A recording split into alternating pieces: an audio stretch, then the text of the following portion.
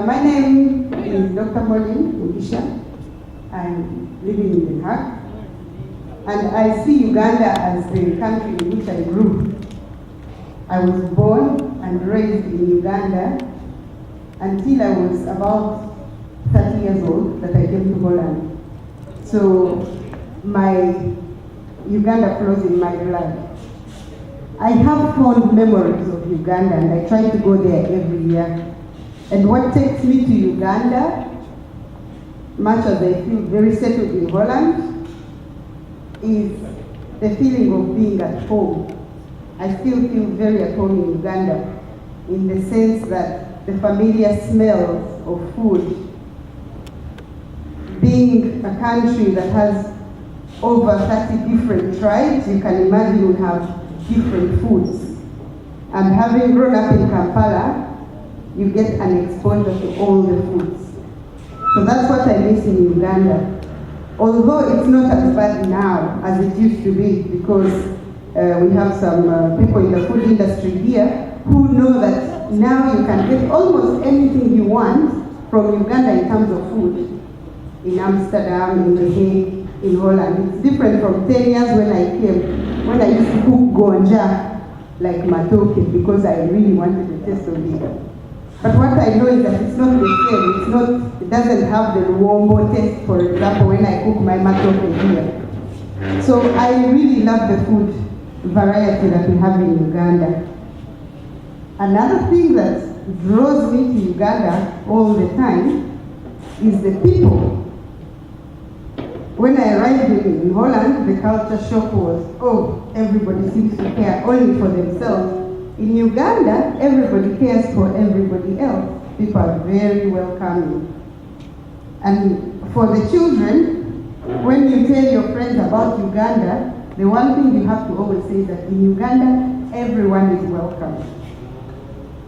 Because in Uganda, we are so many different people living in the same place, different tribes, we look different, and yet we feel the same.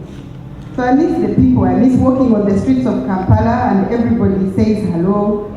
I hope they still say hello to everyone because it has changed a bit. Another thing that I wish I had done more often when I was in Uganda, which I now miss, is the tourism. I wish I had gone more to the national parks. Now I see it on National Geographic. Now I see it when Kenya advertises their wildlife. I wish I had done that more.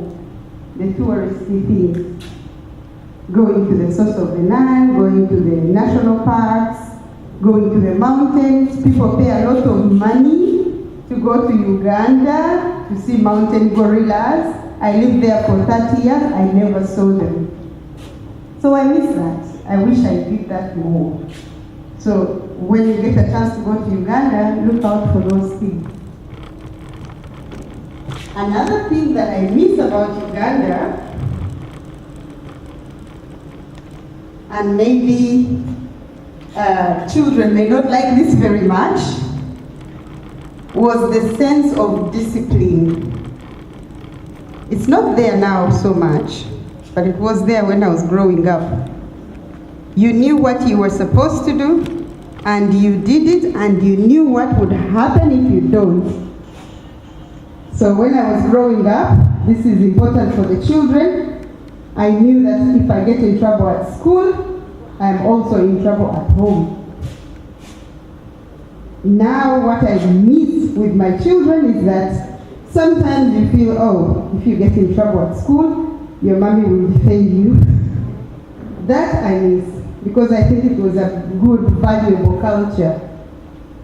I knew if I was in trouble with a teacher, I was in trouble with mommy.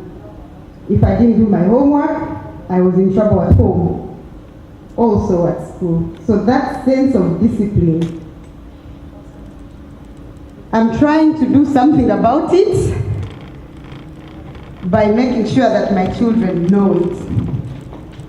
And I miss when we are talking about, there was this, I think everybody knows, when they were talking about when we were growing up, there were over 40 different reasons to be beaten. And it was the same, whether you did this or did that, you were beaten anyway.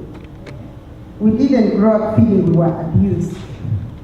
We grew up feeling that they were putting the value of discipline in us. So I miss that.